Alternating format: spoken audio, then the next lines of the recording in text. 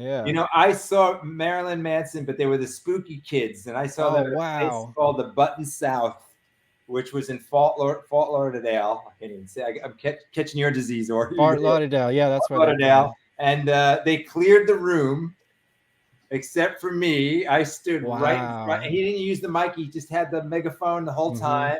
And I saw it, and I was like, "Oh my God, these guys are going to be huge." The people that I with hated them, but I came out, and they're like, "How did you stay in there?" I was like, "This band is going to be massive."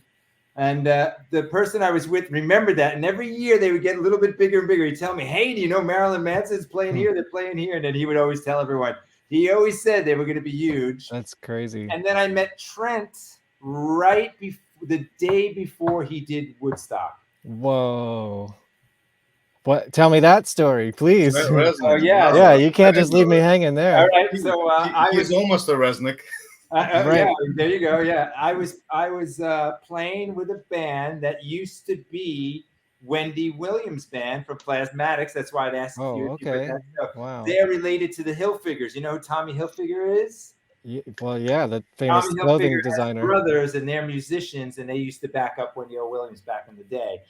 And that's how Tommy Hilfiger started, because he would sell rock paraphernalia, T-shirts, and all that stuff. And then he moved from making fake rock T-shirts to fake style clothing and all that stuff. Yeah, so I did not know that. I mean, now he's making stuff probably those rockers couldn't afford, right? Totally, exactly. So when he started out, he was doing all mock-up stuff. That's what he was doing. So he had like a head shop upstate. And so I knew that crew. And they had like a deal on Atlantic. The band was called Wired.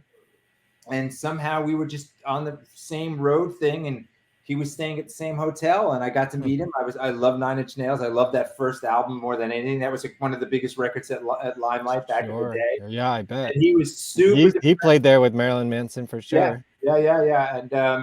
And I just, I knew who he was. I went up to him and I just sat down and rapped with him. He's like, "I'm doing Woodstock," and I think they got put on there like at the last minute or something like that, and their set was terrible. It was a terrible thing, but they got infamous from it. Oh yeah, all the mud. I mean, it's chaotic in a good way. Yeah, in a good way. But for them, it wasn't like a good sounding show. Yeah. But it was like one of the most iconic performances in American music history. It put them on the map. That's what put them on the map. They rocket shipped after that. So, but they were always great. They were always super, super talented. He's great. I love him. Wow.